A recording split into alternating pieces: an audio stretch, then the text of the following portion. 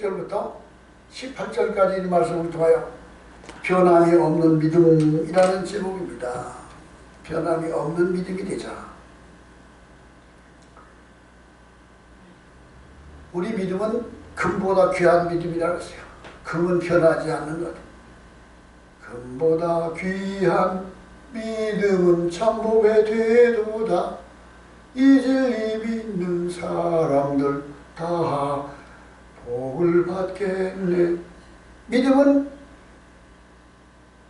세월이 지나고 환경이 지나고 어려움이 고난이 와도 믿음은 변하면 되지, 변하지 않은 믿음이 되어야 합니다. 오늘 성경 말씀이 다니엘서에 나오는 말씀. 다니엘의 세 친구 사드락과 메삭과 아벤느고 세 친구가 느부갓네살 왕 앞에서 그 왕 앞에서 하는 말입니다. 왕이 금지신상을 넣어놓고 누구든지 여기 절하라고 명령했을 때 다니엘 세 친구들은 우리는 이 신상에 절하지 아니하겠나이다. 하나님이 원하시지 않는 우상에 절하지 않겠나이다. 왕이 우리를 명령을 거역할 때 극렬히 타는 풀무불에 던져 우리를 처형한다 할지라도 우리 하나님이 살아계시다면 우리를 그 풀무불 가운데서 건져내실 것이며 왕의 명령에 우리는 절대로 복종하지 않겠나이다 라고 고백을 합니다. 이게 살아있는 믿음, 참 믿음입니다. 초대교회, 서문학교회 감독이었던 폴리갑이라는 감독이 있었어요. 그는 그 당시에 로마 황제가 기독교를 박해할 때, 로마의 신상에게 절하라고 명령할 때 아우제리우스라고 하는 황제가 폴리갑에게 명령하기를 당신이 나이가 86세가 되었는데 이제라도 이 신상에게 경배하면 살려주겠다. 그렇지 아니하면 당신을 처형하겠다고 말합니다.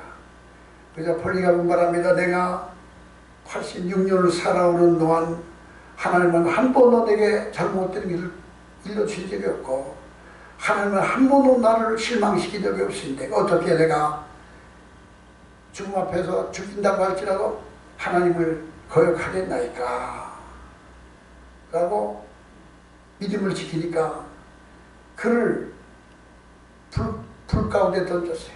불을 던져서 태워 죽이기 위해서 했는데 불이 그를 태우지 못했어요. 그러자 옆에 있던 군인들이 폴리갑을 칼로 찔러서 죽였다고 합니다. 이러한 믿음이 우리의 믿음이 되어야 되고 변함이 없는 믿음이 되어야 됩니다. 세월이 지나고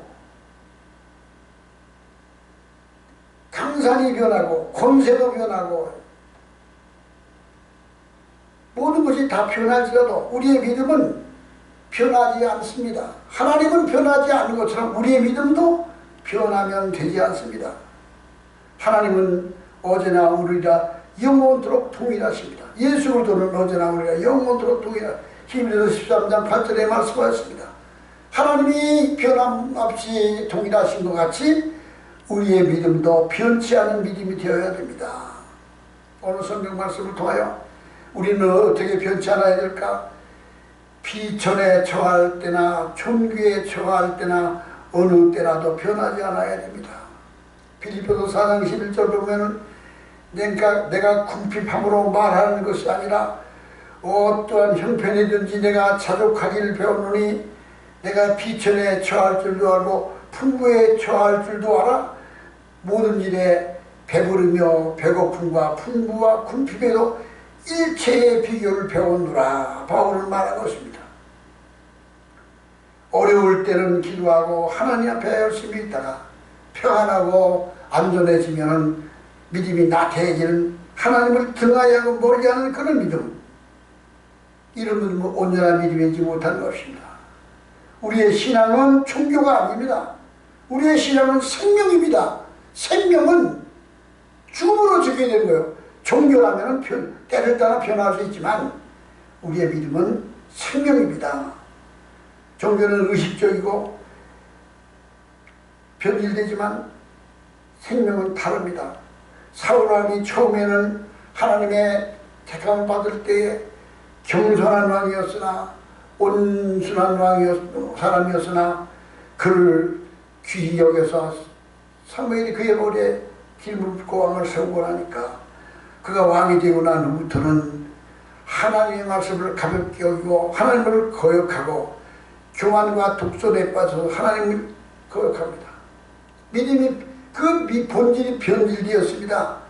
그래서 마침내 그는 악신에게 사로잡혀 신이 악한 유신이 들어가 그가 결국은 멸망하고 말았습니다. 그러나 사울과 비교해서 다윗은 처음부터 마지막까지 변함없는 믿음이었습니다. 그래서 하나님께서는 다윗을 가르쳐서 너희가 내 종 다윗을 보았느냐, 다윗을처럼 살아라 그랬습니다. 다윗의 장점은 다윗 왕의 장점은 뭘까요? 실수를 할지라도 즉시 회개하고 하나님께 돌이킬 줄 아는 믿음이었어요. 자기 잘못을 시인하는 믿음이었어요. 그는 약을 칠 때, 그리고 전쟁에서 공을 세울 때, 왕이 되어서 나라를 이룩했을 때 언제나 그는 변함이 없는 믿음이었습니다. 사도행전 13장 20절에 내가 이새의 아들 다윗을 만나니 내 마음에 합한 사람이라 내 뜻을 그에게서 다 이루게 하리라 라고 말씀하셨습니다. 우리는 환경이 변하고 시대가 변하고 인심이 변하고 세상은 다 변해도 변하지 않는 믿음이 되어야 됩니다. 이처럼 풍부에 처할 줄도 알고 비천에 처할 줄도 알고 변함 없는 믿음이 되어야 됩니다. 둘째로는 환난을 당할 때나 시련을 당할 때 편안할 때나 변하지 않습니다. 욥기서 1장 20절부터 보면은 욥이 일어나 겉옷을 찢고 머리털을 밀고 땅에 엎드려 경비하며 그렇게 내가 모태에서 벌거벗은 몸으로 나왔은즉 또한 적시로 그려 돌아가올지라 주시니도 여호와이시요 주하시니도 여호와시요 내가 여호와의 이름을 찬송할지어다. 욥은 하나님이 인정하시는 동방의 의인이고 하늘을 경외하던 사람이었지만 그에게 시련이 와서 말로 다 할 수 없는 고통이 왔을 때 그는 하나님을 부인하고 하나님을 원망하지 않으며 믿음이 변하지 않았습니다. 욥은 10남매를 둔 자녀를 둔 당대의 부자였으며 수많은 재산을 가진 사람이었습니다. 7 아들과 3 딸을 두고 그는 교만하지 않고 하나님을 잘 섬기며 사는 사람이었습니다. 욥기 1장 1절에 보면 그 사람은 순전하고 정직하여 하나님을 경외하며 악에서 떠난 자였더라고 말합니다. 이런 욥에게 시험이 오는데 청천벽력 같은 일이 일어납니다. 큰 바람이 불어오더니 10 자녀들이 잔치하고 있는 그 집이 무너져서 자녀들이 모두 다 죽어버립니다. 10 자녀를 다 잃고 났는데 얼마 지나지 않아서 도둑떼들이 와서 그의 양떼들을 그의 소떼들을 다 누락질해 갑니다. 그의 모든 재산이 다 날아가 버립니다. 그리고 그뿐만이 아닙니다. 그의 몸에는 병이 들었는데 악창이 나서 고름이 흐르며 피고름이 흐르며 썩기 시작합니다. 머리끝부터 정수리까지 이제 온몸이 악한 종기가 나서 피고름이 흐르는데 그 욥의 그 병은 오늘날로 말하는 문둥병이었습니다. 그런 환경 속에서도 욥은 주신이도 여호와시며 취하신이도 여호와시로다 여호와의 이름을 찬송할지어다 하고 기도했습니다. 범죄하지 않았습니다. 그런데 그 아내가 욥의 아내가 욥의 이 몰골을 보더니 욥의 온몸이 피고름해지며 악창이 나니까 그 고통스럽고 가려운 것을 이기지 못해서 재를 갖다가 그 상처에다 발랐어요. 그러니 온몸이 시커먼 재로 뒤집어쓴 괴물 같은 모습이 되어버렸어요. 그러니까 그 아내가 당신이 지금도 하나님을 믿느냐, 하나님을 찬양하느냐, 하나님을 욕하고 죽어라, 당신의 현재 모습을 봐라, 그 꼴이 뭐냐 라고 자기 아내도 남편을 저주했습니다. 그러나 그 욥은 끝까지 믿음을 지키고 하나님을 무마하지 않았습니다. 변치 않은 믿음을 가졌습니다. 그래서 하나님은 마침내 욥에게 갑절의 축복을 주셨습니다. 10아들을 7아들과 3딸을 다시 주시고 이전에 잃어버렸던 재산보다 갑절을 더하여 주셔서 하나님은 그의 믿음을 보증해 주셨습니다. 창세기에 나오는 요셉도 17세가 되었을 때 그의 이복 형들에게 미움을 받고 시기를 받아서 광야에서 지나가는 애굽 사람에게 종으로 팔려가서 산설고 물서는 외국 땅에 가서 말도 통하지 않는 그곳에 가서 남의 집 노비가 되어서 비천한 삶을 살았고, 그리고 거기서도 누명을 쓰고 감옥에 들어가고, 그런 환경이 변하고 어려움이 계속 시련이 다가왔어도 그러나 하나님을 향한 그의 믿음은 시절과 변함이 없이 하나님을 사모하며 은혜하며 은혜 가운데 살았습니다. 그러나 그 고난이 하나님은 끝나는 날 그에게 놀라운 은총으로 전어 이복의 축복을 주셨습니다. 그의 신앙을 통하여 온 내급의 기근을 구제하게 하고 그의 아버지와 그의 형제들도 다 구제하게 하는 기적을 베풀어 주셨습니다. 세 번째로는 가난할 때나 부할 때나 우리는 변함이 없어야 됩니다. 잠언서 30장 8절 9절 보면은 나로 가난하게도 마옵시고 부하게도 마옵소서, 오직 필요한 양식으로 내게 먹이시옵소서. 혹내가 배불러서 하나님을 모른다 여호와가 누구냐 할까 하오며, 혹내가 가난하여 돌길하여 내 하나님의 이름을 욕되게 할까 두려워함이니이다. 아굴의 기도가 이 기도입니다. 이 기도는 세상에 살면서 물질 문제 때문에, 삶의 어려움 때문에 하나님을 잘못 섬기는 일이 없기를 기도하고 있습니다. 가난할 때나 부할 때나 변함없이 하나님을 사랑하고 그 말씀에 순종해야 됩니다. 부유해져서 너무 풍부해지고 명예와 권력과 지위와 부귀영화를 누리게 되면 나태해지고 하나님을 멀리하게 되는 경우가 있는데, 우리는 가난할 때도 여호와를 경외하고 풍부에 처할 때도 하나님 앞에 일체의 비결을 배우고 하나님을 경외하는 믿음을 변하지 않는 믿음을 가져야 됩니다. 돈과 인생은 배와 물과 같습니다. 배는 물이 없으면 항해할 수 없습니다. 세상 사는데 재물, 돈이 없으면 우리가 그 배는 무용지물이 됩니다. 그러니까 돈은 세상 사는데 꼭 필요한 것입니다. 그런데 그 물이 배 안으로 들어오면 배는 물속에 침몰하고 맙니다.